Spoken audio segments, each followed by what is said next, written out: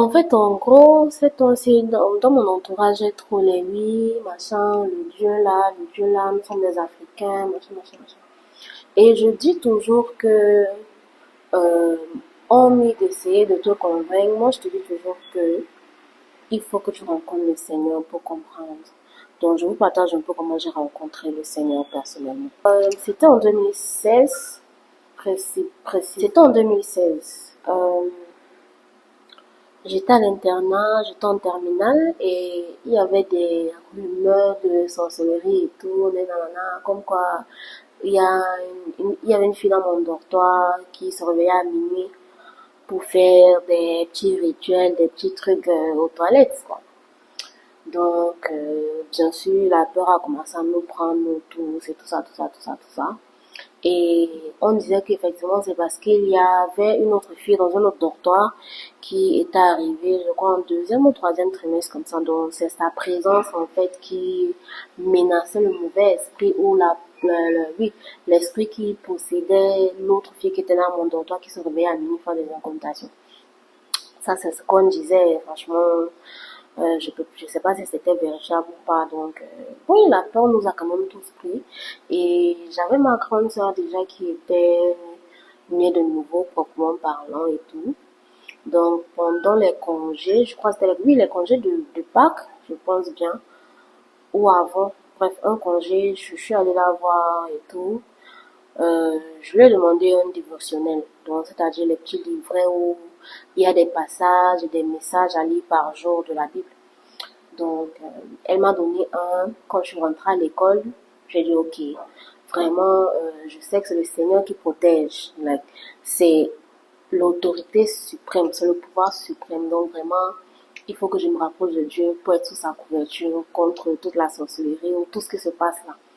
Donc, quand j'ai eu le livret, je me rappelle, j'étais sur mon lit un soir, avant qu'on éteigne les lumières, et les toutes premières pages, il y avait un appel au salut. Donc, l'appel au salut, c'est quand on te demande de professer de ta langue, c'est pas se professer, c'est le français, de proclamer, de dire de ta bouche avec ta langue, de ton cœur, que tu acceptes le Seigneur Jésus comme Seigneur et Sauveur.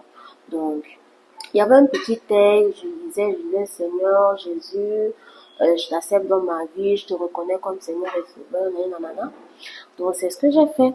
Et j'ai répété ce texte plusieurs fois jusqu'à ce que je sois convaincue, jusqu'à ce que je comprenne ce que ça voulait dire en fait, parce que j'étais plutôt jeune, j'avais 17 ans, je connaissais Jésus, Dieu, de façon superficielle, parce que je ne pense même pas que je lisais ma Bible, hein.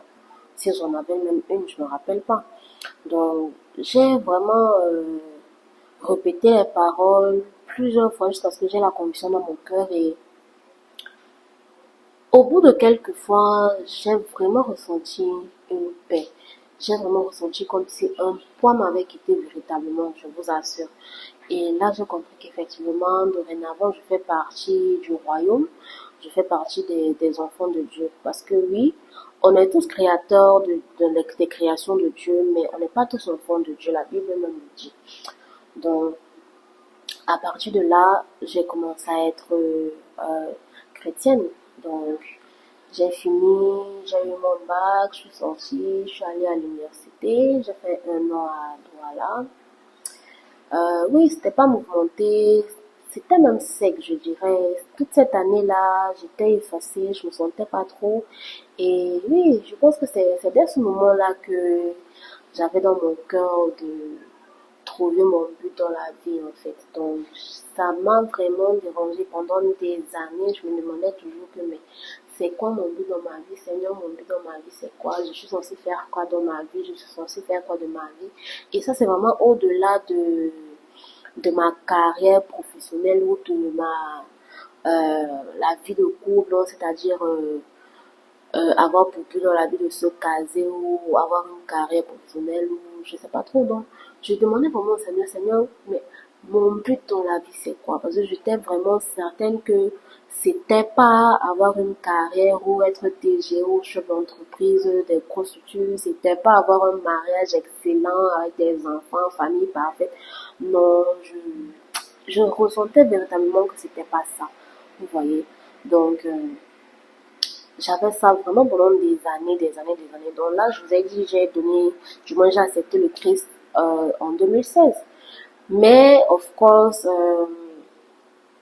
quand je suis sortie de l'internat, j'ai pas direct trouvé de famille ou de communauté où je pouvais grandir spirituellement, je pouvais véritablement connaître la parole, connaître même lire la parole, connaître même comprendre la façon dont Dieu nous parle, que ce soit dans notre quotidien, que ce soit dans la parole ou hors de la parole en fait.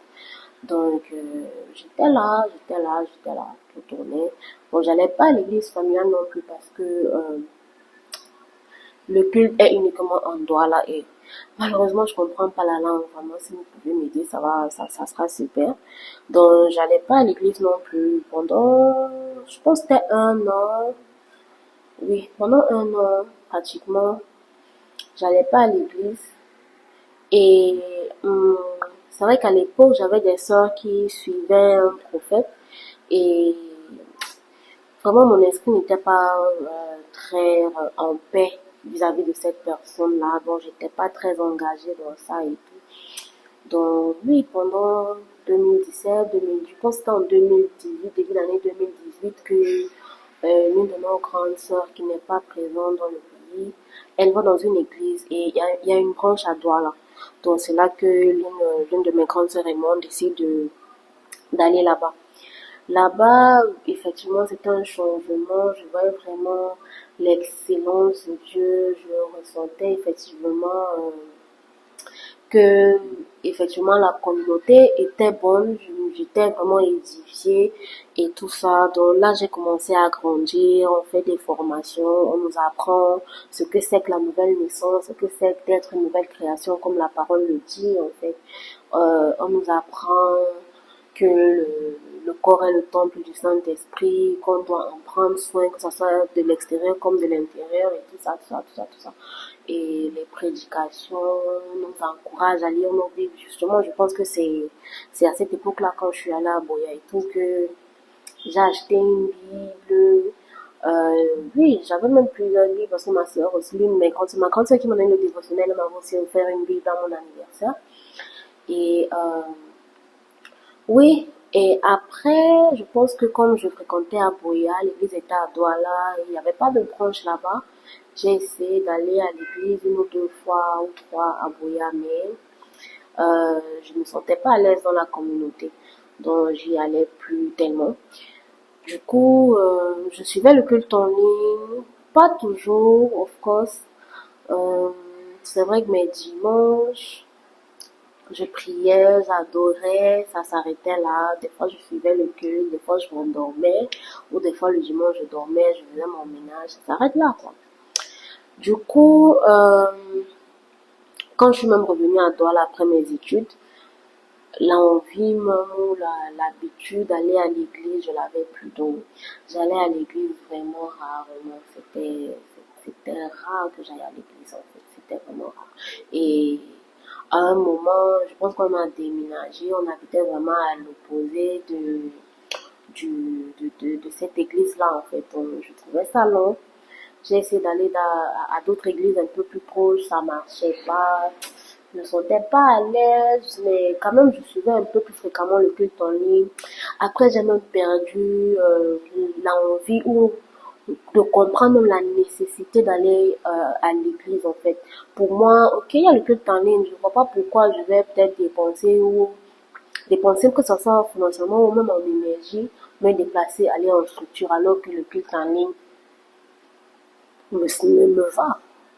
Pardon, vous voyez. Donc, c'est ce qui s'est passé. Donc, je crois que j'ai fait un an, deux ou trois ans, j'allais pas, oui. Donc, j'ai fait oui, 2, 3 ans, j'allais pratiquement plus à l'église, j'allais à l'église vraiment en passant. C'était vraiment en passant vraiment. C'est même arrivé à un niveau où même, à la nouvelle année, je me rappelle, il y a une année, on n'est même pas allé à l'église. Je suis pas là à l'église cette année-là, j'ai suivi le culte de la traversée en ligne. J'ai prié à la maison, faisant moi, c'était juste bonne année et tout ça. Et vraiment, pendant toutes ces années-là, donc c'est-à-dire de 2016 à 2024, disons. Euh, je vivais toujours ma vie normalement. Certes, j'avais des périodes où j'allais à l'église, mais je vivais toujours ma vie. Oui, j'étais souvent en relation, très souvent en relation. Euh, oui, je contrôlais pas forcément ma façon de boire et tout.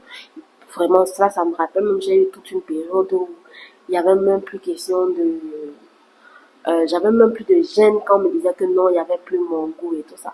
Et mais là, quand même, quand je suis arrivée au niveau où, même dans la boisson, dans la bière, même si tu me dis qu'il n'y a pas mon goût, ça me dérangeait même plus. Là, j'étais à un niveau où je pouvais boire n'importe quelle bière. C'est là que j'ai dit non, non, non, non, non. Il faut ralentir, il faut ralentir, il faut ralentir. Donc, c'est pour vous expliquer que j'avais accepté Jésus dans ma vie parce que là, on nous enseigne que euh, l'œuvre de la croix, en fait, c'est-à-dire la venue du Christ, dans lui qui est mort pour nous, l'œuvre de la croix, ce n'est pas juste nous accepter Jésus comme Seigneur et Sauveur. Il s'agit aussi de mourir en soi, d'abandonner nos désirs, d'abandonner le contrôle et de porter notre croix, c'est-à-dire de suivre Jésus, d'accepter en fait qu'il est notre Seigneur, qu'il est Seigneur de notre être, c'est-à-dire que d'accepter que c'est maintenant le Christ qui a le contrôle, c'est maintenant lui qui nous dirige dans la vie. Donc, oui, donc pendant toutes ces années, bon, j'ai vraiment souffert de beaucoup, j'ai souffert de principalement déjà deux choses. Euh, J'étais toujours en quête d'affection. Et là, ça se voyait vraiment dans mes relations. Euh, Honnêtement, toutes ces années-là, j'ai pas eu de relation euh, saine, je vais mettre ça comme ça.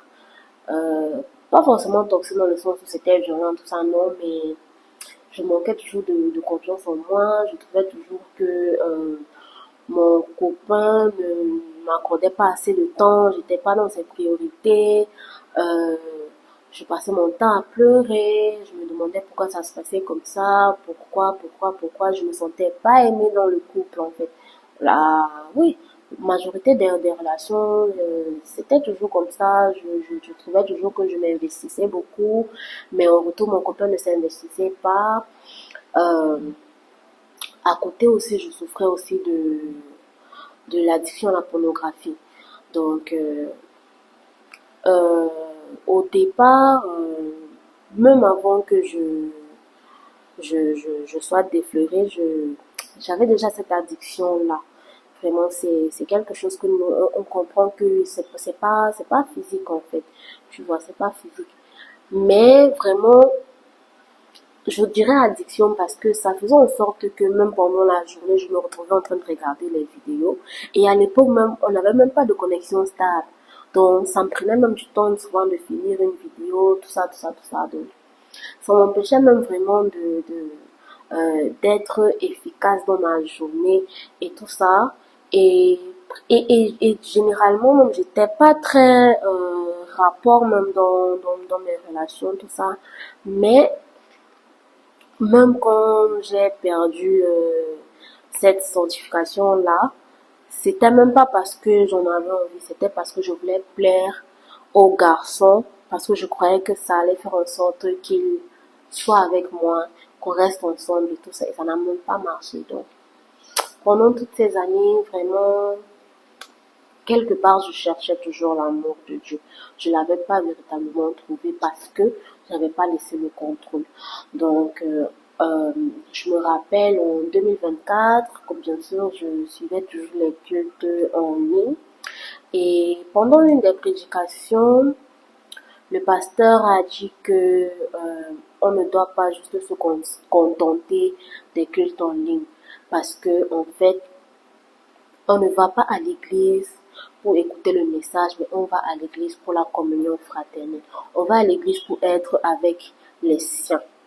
La Bible même nous dit qu'il faut qu'on se fortifie, il faut qu'on reste entre nous pour pouvoir nous fortifier, nous encourager les uns les autres. Donc là, j'ai compris que, ah ouais, c'est vrai que j'avais déjà véritablement complètement perdu cette notion-là du pourquoi pourquoi c'est même important d'aller à l'église et tout ça, et servir le Seigneur même. Donc, c'est là où, ok, je me suis décidé que d'accord, je vais chercher une communauté où je serai à l'aise et vraiment m'engager. Donc, entre autres aussi, dans cette même année, je pense que c'était vers juin, je suis tombée sur un livre que j'avais dans mon ordinateur que ma grande sœur m'avait toujours envoyé, mais je sais vraiment pas pourquoi je l'avais pas lu depuis, parce que ça fait quand même des années que ce livre est là, mais j'avais pas lu. Et le livre s'intitulait en anglais The Purpose of Life, donc ton but dans la vie. J'ai dit que, ah, mais ça fait des années que je cherche mon but dans la vie, quoi. Donc, et aussi, j'aimais pas la lecture avant. C'est vrai qu'aujourd'hui, je lis beaucoup, vraiment, je remercie le Seigneur. Mais j'aimais pas la lecture avant, donc je pense que ça fait aussi partie des choses qui m'ont fait ne pas lire ce livre plus tôt.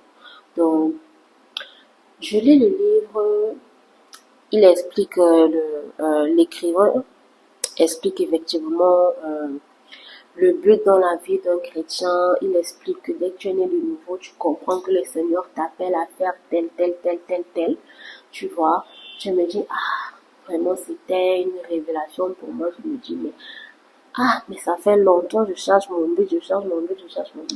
Je remercie le Seigneur de l'avoir trouvé.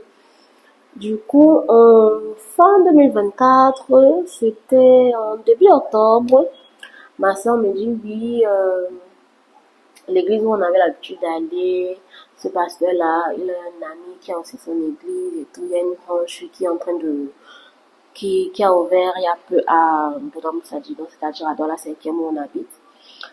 Et il y avait un séminaire, elle m'invite dans le séminaire, je dis, ok, il n'y a pas de souci, on y va, très motivée. Et dès qu'on y va, je me sens à l'aise, je me connecte véritablement au pasteur de cette communauté-là, de cette branche de Bolam. Ça, je me dis, ok, là, c'est ma communauté, je vais rester. Et ça, c'était en octobre, et finalement, j'ai été baptisée en décembre, et depuis je suis vraiment très engagée à l'église. Pour ceux qui ont regardé mes vidéos précédentes, vous savez que je suis même déjà protocole de mon pasteur, je sers même dans la maison, je suis dans la coordination des cultes, entre autres, je fais aussi d'autres choses à l'église, et je me sens vraiment à ma place, je suis vraiment heureuse de la communauté que le Seigneur m'a donnée pour vraiment grandir. Et oui, dorénavant, je comprends même mieux la Bible. J'ai même l'impression que ce que je lisais même avant, quand on essayait encore de faire les marathons, de finir la Bible en un an, là, je me demandais même ce que je lisais. Et je me rends même compte que je méditais même pas la Bible avant. C'est vrai que j'avais des réponses. Je lisais la Bible, il y avait des rares fois où j'essayais d'étudier, donc c'est-à-dire comprendre véritablement les trucs. Mais au jour d'aujourd'hui, je médite la Bible, donc c'est-à-dire tu cherches même le mot original en grec ou en hébreu pour véritablement comprendre la profondeur ou ce que l'auteur même du livre voulait dire et tout. Et grâce à nos formations qu'on fait à l'église, je comprends véritablement l'œuvre du Christ même, tu vois. Donc véritablement, j'ai accepté le Seigneur comme sauveur en 2016, mais j'ai accepté Jésus comme Seigneur en fin 2024. Donc c'est pour ça que si vous voyez mon contenu a changé, parce que effectivement à l'époque, si tu me connaissais pas assez ou si on n'avait pas une discussion approfondie ou longue, je n'allais même pas savoir que je suis enfant de Dieu, je n'allais même pas savoir que je suis chrétienne, je n'allais même pas savoir que je suis née de nouveau en fait. Donc au jour d'aujourd'hui, vraiment, je le crie sur tous les toits, comme la Bible même le dit. Je suis vraiment heureuse d'être enfant de Dieu. Je suis vraiment privilégiée. Vraiment, c'est une opportunité. Tout le monde ne l'a pas d'être enfant de Dieu. Je suis vraiment reconnaissante au Seigneur pour ses bienfaits dans ma vie. Donc, c'est un peu ça mon témoignage en fait. Donc, vraiment, depuis que j'ai déjà d'abord accepté le Christ ou Jésus comme sauveur, j'avais cette paix dans mon cœur. J'étais plus dérangée. Et véritablement, c'est là que j'ai commencé à me demander, ok, c'est quoi mon but dans la vie, tu vois. Et effectivement, des années après, j'ai maintenant accepté Jésus aussi comme Seigneur. Et le changement est radical, je vous assure, le changement est radical. Et avant même, j'évitais même de dire aux gens que j'étais chrétienne ou même pas chrétienne, que j'étais née de nouveau, que j'étais enfant de Dieu. Je comprenais même pas ce que c'était enfant de Dieu même à l'époque. J'évitais quand même de dire aux gens que j'étais chrétienne parce que je me battais encore avec des péchés, des petites emprises du diable, parce que j'avais pas donné le contrôle à Jésus en fait. Donc j'essayais encore de me débarrasser de peut-être la pornographie ou cette dépendance affective que je ne comprenais même pas à l'époque que j'avais. Donc j'essayais encore de gérer ça de moi-même, parce que je me rappelle, je rentrais même souvent le soir chez moi, je pleurais, je disais au Seigneur, Seigneur, vraiment, je voulais pas faire ça, je voulais pas que tel arrive avec mon copain et tout ça, vraiment, Seigneur, aide-moi, aide-moi, aide-moi, aide-moi. Mais, même dans ça, je laissais pas le Seigneur m'aider, je gardais le contrôle. Euh, je partais toujours comment dire, me mettre dans la fosse, dans la gueule du lion et que mange-moi, tout ça, tout ça, tout ça, tout ça, tout ça.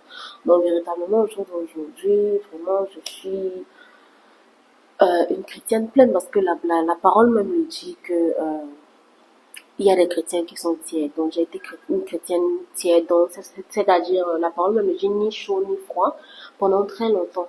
Et dorénavant, je suis chrétienne pleine. Je vis pleinement ma sanctification. Euh, et vraiment, je vous encourage. J'espère que mon témoignage va vraiment vous parler, que vous allez vous identifier. Et je suis ouverte à toutes les questions. C'est vrai que je connais pas beaucoup expliquer les choses. Donc peut-être avec les questions, je vais peut-être rentrer plus en profondeur et tout ça. Mais merci de m'avoir écouté. Ciao, ciao.